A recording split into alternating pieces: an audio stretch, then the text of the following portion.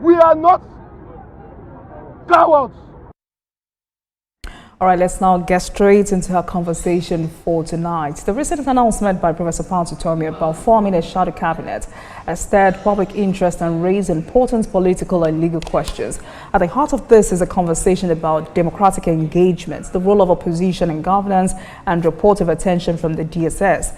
The Department of State Services has now dragged political economist and former presidential candidate, Professor Utomi, before the Federal High Court. And according to the DSS, the mere act of assembly a shadow cabinet violates the Constitution, poses a national security threat, and might embolden separatist groups. The DSS contends that such a move could incite political unrest and destabilize the country. So it became very important that we unpack what this means within the framework of Nigeria's Constitution and political landscape. And to help us do justice to the conversation, so we're clear about what the Constitution says with no room for further confusion, two legal luminaries joining me tonight, Mr. Tony Daniel, a lawyer and political affairs analyst, and also joining us virtually, Mr. Kabir Akibulu, also a legal practitioner. Gentlemen, thank you a lot for joining us on Politics Tonight. Good evening to you. It's a pleasure for having me. All right. So let me start with you, Mr. Akibulu. Just straight to the point. Is a shadow government legal? Well, it is, as I know, I can tell you very well, once there is a government in place, nobody has the right, nobody has the freedom to make such expression that can, threaten the existence of government or that can force people to hate the person of government. Do you understand? Mm-hmm. When you do this, it has become a treasonable felony. Freedom of speech has its own limitations in Section 45. That when you are making comments, it has to be a justified one. But any comment that tends to show that you are trying to organize, or you are trying to implore people to set up a parallel government against the constitutional government in place is an offense. And people forget. Well, the person involved, whoever, is an elder statesman in his own right, but such comment is not justified by anybody under any means, under any guise. It is a comment that can cause a lot of issues, that can cause chaos, that can lead to breakdown of law and order. And no government will fold its arms to see this kind of thing happen without fighting it. So the government has taken the proper step for, by arraigning him. Let the court look at if he's guilty or not guilty. I am aware, that things are not good in the country. Welfare of the people are not too good. However, there are legal ways for you to criticize government. It is not my position that people should not criticize government, but then you criticize government in a constructive way, not in a destructive way. Okay. The way he chose the word is destructive. So we'll get to that. We'll get to that in a moment, So we'll get to that in a moment, Mr. Akibulu. But if the proper definitions to the word shadow government is very clear, just as you've put it, but it's still generating debate and this kind of controversy. I mean, some believe that a shadow government has not historically functioned as institutionalized or effective alternatives to the ruling government. So why is the DSS involved? What jurisdiction does the DSS have in this matter? Now, let me tell you, when you say a shadow government, you need to go to a functional definition or to a normal definition that a common man will understand. You are talking about a parallel government that will be against the government of the day, that will not take order from the government of the day, that will attack the government of the day in a repugnant manner. That is what we call a shadow government. A government has been voted for, a government is in place. So when you make this kind of comment, I am telling you, it is not healthy at all for our democracy. That is just the definition. When you talk a shadow government in this context, that's what it means. So you think it was very important for the DSS to have gotten involved? Yeah, it's a proactive measure. They have invited. And don't forget, the primary duty of the DSS is against terrorism and this kind of offenses, threat to life. You understand? It's not like ordinary power of police not like the ordinary power of civil defense, not like the ordinary power of soldiers. They have their own, this is spelled out the powers, and it's part of this terrorism. Because when you look at the shadow government, it can graduate or lead to breakdown of law and order, which can also be a sister to terrorism. All right. So that is why you cannot blame. Because of how sensitive this issue has now degenerated into, and the kind of controversy that had now sprung up as a result of this conversation, we do not want to rely just purely on opinion. So that's why I want us to help us with the constitutional back into this conversation, because there are some Nigerians who do not think the DSS should have gotten involved. They believe that, yes, the Constitution of the Federal Republic of Nigeria vests executive authority in the president, but the Constitution also guarantees freedom of association, speech, and political participation. Nowhere does it criminalize civic organizing, policy critique, or opposition formation. As a constitutional lawyer, you may see these things differently. So what does the Constitution say about a shadow government in a democratic system of government? I get it. By Section 130 of the Constitution, the president is the chief executive officer of the country, is the alter ego of the entire country. So security comes first. Upon coming into existence, every human being, every citizen of Nigeria have donated their power to the state. And in return, the state says, I will protect you. However, when there is a government in place, it is part of the civic duties to criticize them by freedom of expression. Freedom of association, you can form political party, you can air your view, you can impart ideas, but if you are imparting idea in a forceful way, in a way that we say, oh, we want a shadow government, no, it is not allowed for anybody, I stand to be corrected, to say so. You can say government is not performing. You can say government has not done this. You can say government has not done that. You can say government has failed. You can do anything that is within your power. That is within your right. That is within your priority as a citizen to comment, freedom of speech. You can talk, you can criticize government, but not to invite a shadow government. Okay. A shadow government is an opposition government that will be that will be taking, that will be giving orders differently. Imagine, for instance, look at what is happening in the East, for instance. Those are the kind of things that may happen if the kind of comment made by Utomi is allowed to stand. And don't forget, Utomi is not just a common, citizen around. So anything he says carries a lot of weight. Before you know it, now, law will be broken down in Lagos. There will be breaking down of law another in the southeast. There will be breaking down of law. There could be breakdown of law another in the south. And it can go around the country. And before it engulfs the country, the government should take a proactive measure. People may say it's a violation of his right. Well, he will have his day in court. It will be a different thing if the DSS have kept him incommunicado. But it's not so. They are taking him before the court. Whether his comment is not justified or not, the court will not determine it, because the matter is now sub judice. There is an extent to which we can talk about his culpability or otherwise. So this is the issue. But at the same time, Mr. Kibolu, no date has been fixed yet. But let's talk about history, because young Nigerians are watching, and it's sad enough that some young Nigerians do not know anything about the history of this country, and sadly they're not interested. And also, you said that Utomi is not just an ordinary Nigerian. So, and every word that comes out of his mouth, some people do not take it so lightly. They hold it so high. Now, historically Nigeria has, once embraced this model, particularly during the First Republic, but was, halted with the first military coup. In broader perspective, so everyone watching would understand, how does the concept of a shadow government fit into Nigeria's federal system, which is not parliamentary in nature?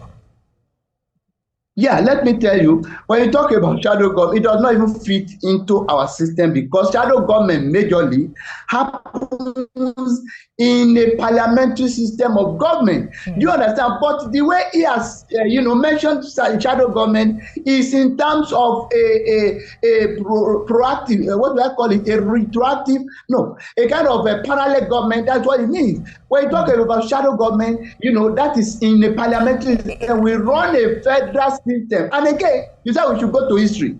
Don't forget, Chief Obafemi Awolowo was a foremost national leader.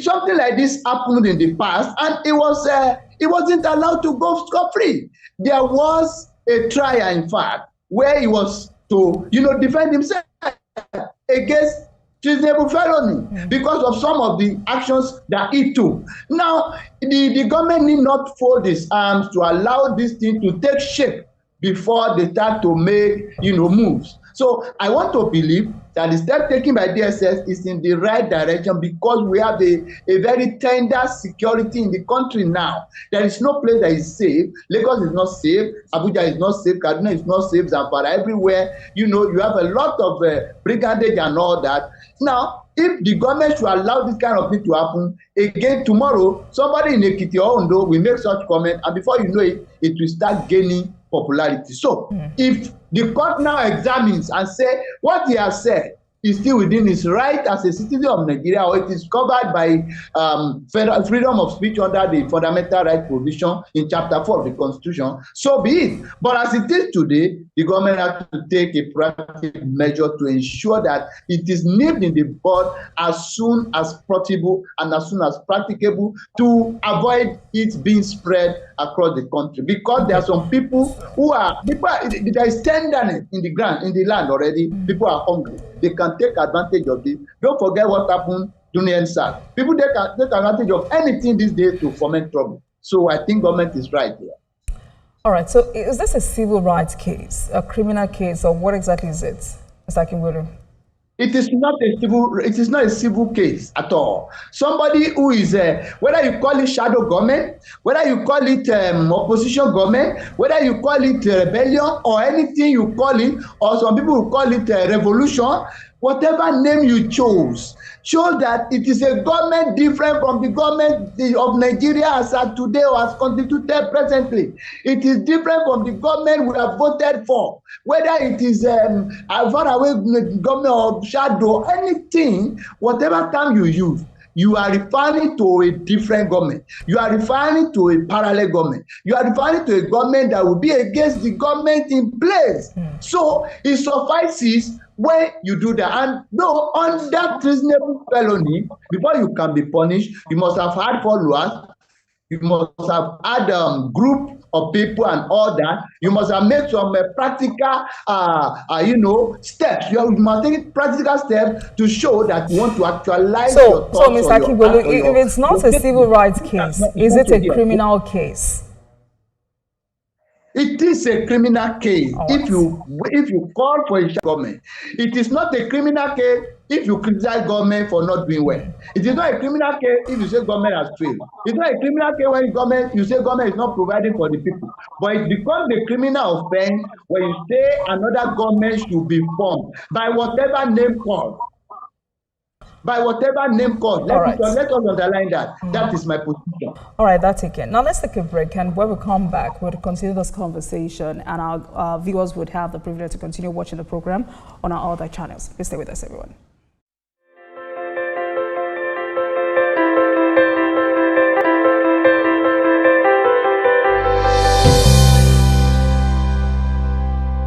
Welcome back to Politics Tonight, everyone. Thank you very much for staying with us on the program. Our conversation tonight is focused on the DSS Utomi saga, and constitutional lawyers Kabiru Akinwolu and Tony Daniel are on the program with us to help us unpack what this means within the framework of Nigeria's constitution and political landscape. Gentlemen, thank you very much for staying with us on the program.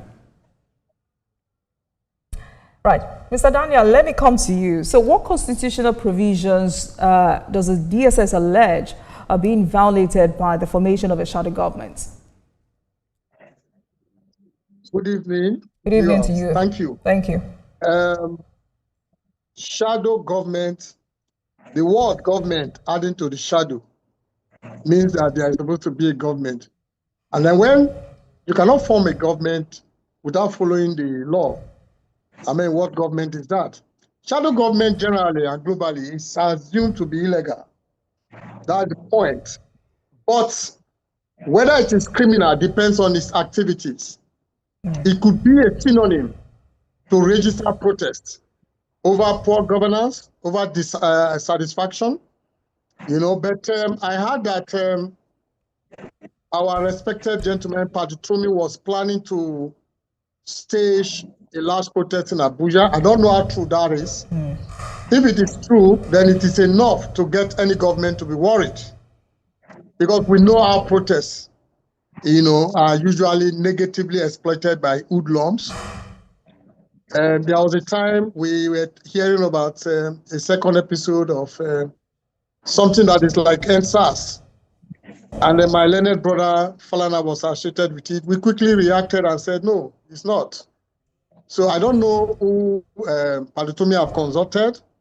I've not heard of any known positively popular right activist that is part of this shadow government.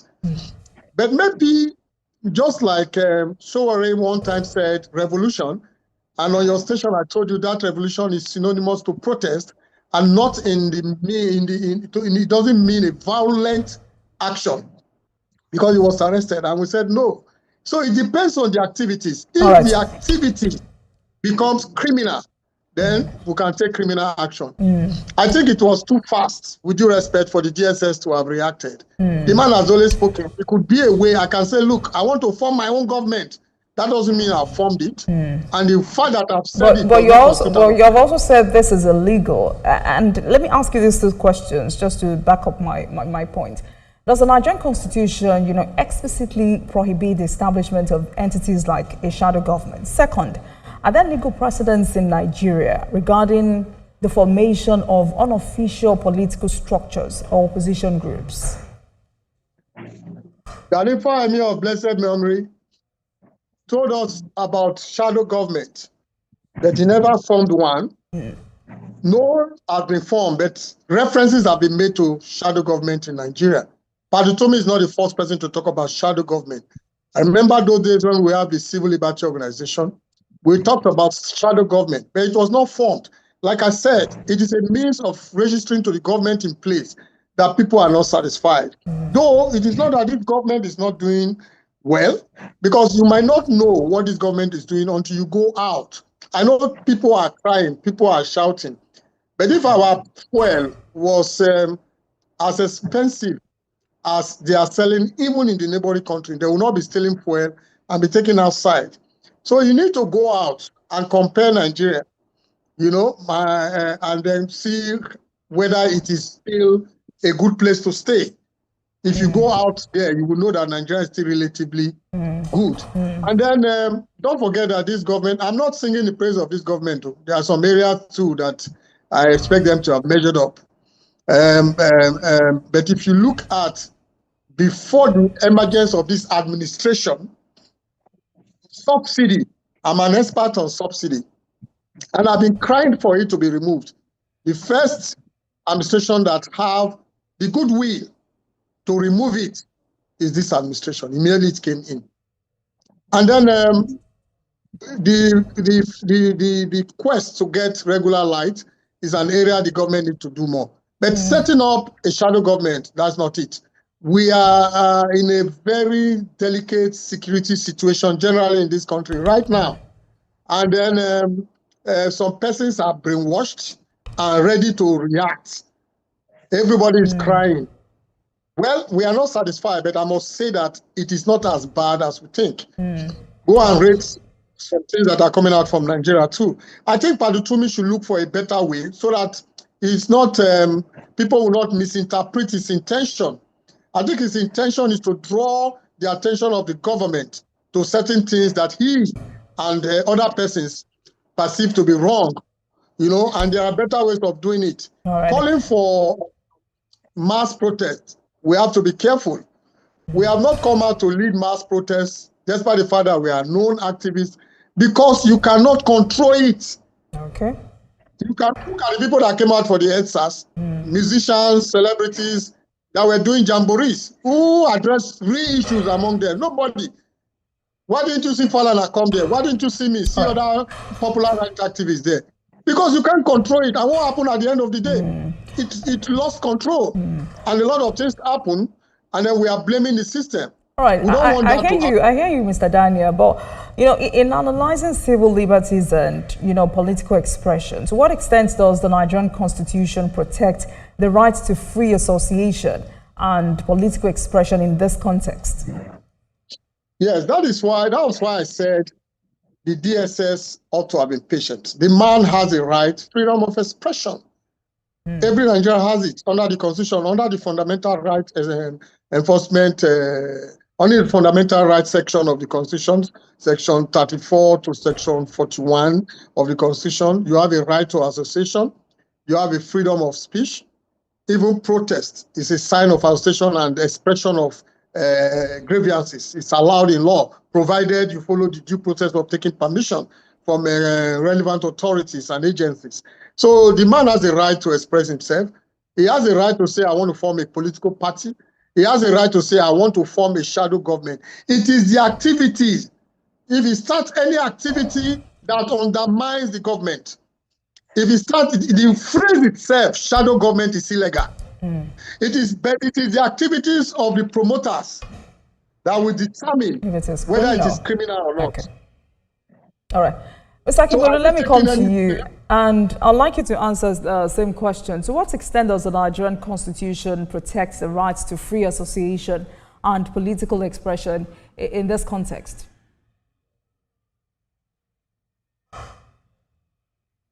Mr. Akibolu, are you there? Mr. Akibolu, did you get that question? All right, let me repeat that. You know, in analyzing civil liberties and political expression, to what extent does the Nigerian Constitution protect the right to free association in this context? All right. Let me get back to Mr. Daniel. Mr. Daniel, let me continue with you while we wait for Mr. Akibolu. With this situation, what are the possible legal consequences for Prof if the court rules against him? Sorry, I didn't get that. Mr. Daniel, are you there? Yes, I'm hearing you now. So what are the possible legal consequences for Professor Utomi if the court rules against him? As far as I'm within the limit of my knowledge as a lawyer, saying that he wants to form a shadow government does not, that phrase itself, it's just like saying you want to establish a political party or saying I don't like this government. That is not enough for any legal action.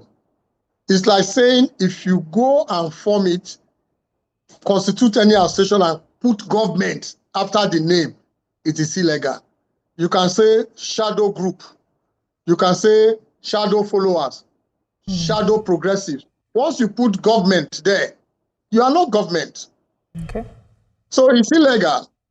But once you express that, that is not enough for any legal action yet. If you start if you start an activity, it is the activity you commence, you start taking, you're doing, that will either constitute an offense, criminal offense or not, or be sufficient enough for a civil suit to be filed against you. That's what I'm saying. The man has not taken any physical step to actualize his words. Okay. But I am saying shadow government is generally, globally, internationally illegal. But it is the activities of those promoting it that will be taken to have constituted an offense, a criminal offense, or the activity will be taken to be sufficient enough for a civil suit to be brought by the government or any person interested. So that is the much I can say. So you have said it is illegal. You have said it is illegal but not criminal. Mr. Akibolu has said it is illegal and at the same time a criminal offense. So is that a remedy or the only defense available to Professor Utomi and his associates in this legal battle? It is not. It is like saying I will steal. I'm going to steal from Central Bank. But you have not that stolen. Doesn't make me a thief. I've not stolen. But you're preparing to steal. No. Okay. No, you can just say that man is smart. Don't mind him. He said he want to go and steal. Let him try it. If I take any step to actualize those words, the police can arrest me and say, we heard that he's trying to get guns. He's trying to do this. But Utomi has said he wants to set up a shadow government. And he has listed names. That itself is a step. The shadow government as a phrase or conception is illegal. The step he has taken is enough to start feeling that, this man is serious. So after listing names, the next thing we had is that he's planning a mass protest in Abuja. So you won't blame any reaction taken by the government. But Mr. Daniel, again, because I mean that's one of the reasons we're having this conversation. What impact could this legal action have on political discourse and the space for opposition in Nigeria? Well, I think we have something like an association of political parties in Nigeria. And I'm aware that Party Utomi contested for presidency at the time. I've forgotten the name of the party. And that party presumably is supposed to be a member of the Association of Political Parties in Nigeria. So he already has a forum through which he can, register his protests. And that will have very strong effect. But coming out solo to say that you are setting up a government, whether it is shadow or light, but you said you want to set up a government, and you went beyond that, you start appointing persons. No, that is wrong. That is illegal. And you see, it might even be taken to be like a treasonable felony. I think, I don't know who he consulted. I don't know the lawyers he has spoken to. And you don't even need to be a lawyer to know that these are illegal. I don't know his anger. Maybe as he's an economist, maybe the economic policy the current administration is executing is not good enough for him. Maybe there are certain things he feels we should do. I think there are better ways of registering this. We've been hearing Obasanjo writing letters all the time. You can write letters. Make it open. Let everybody see it. And let us see the suggestions you have made. All right. So as regards the effect on the opposition party, if I may get your question correctly, I don't think the reaction against this move by Party Utomi will not generally, it will not be supported, because the moment you start talking like this, the average Nigeria will see you trying to, heat up the system, avoidable protest and the usual negative exploitation of such protests by hoodlum to cause mayhem in the country. And you are putting fear in them. It will not get support. All right. Thank you, I am Mr. not Daniel. in support of it. All right. Let me get back to Mr. Akigwelu. And I'm sure you didn't hear this question when I asked it the first time. In analyzing I had the question. Okay. So to what extent does the Nigerian Constitution protect the rights to free association and political expression in this context?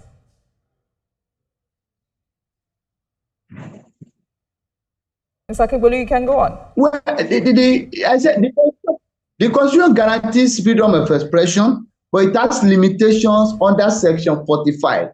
That anything you are going to do that will cause disaffection, that will affect the polity negatively, is no longer fundamental right.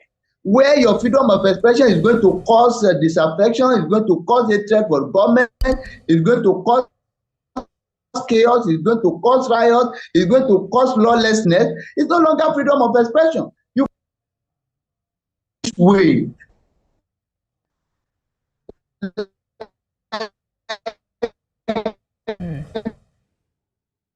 Mr. Akigwelu? All right. Mr. Daniel, if you can hear me, this structure allows for continuous engagement with governance, ensuring that the opposition is not just reactive but prepared to govern. Do you fear that if left unchecked, Nigerian politicians may see this as a new tool to destabilize, for lack of a better word, a sitting government? Very sure those in opposition will not even support this. Because you never can tell what will happen. The opposition can come back. The party that is in administration now, we were once in opposition, and they are now in administration. So you wouldn't want to support what you know is wrong just because you are in opposition. So, and then you wouldn't want to do anything that is illegal. My colleague that just spoke, because of the network, we cannot hear him, is correct.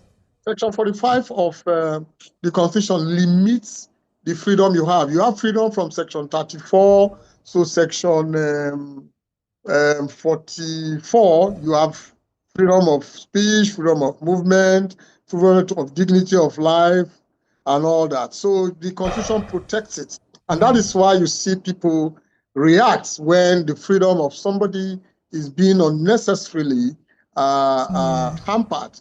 Look at Nigerian reaction when the very dark man was arrested, and then he was eventually released on bail.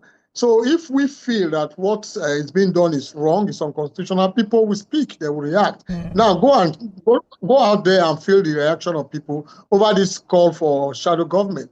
Even the opposition parties will not support it. So back to your question, I don't think it will encourage any person trying to undermine an existing administration. Right. No. But because you have said that the DSS shouldn't have intervened yet, and that was the process was too fast. So how might international human rights organizations view this case in terms of political freedom and, perhaps civil liberties?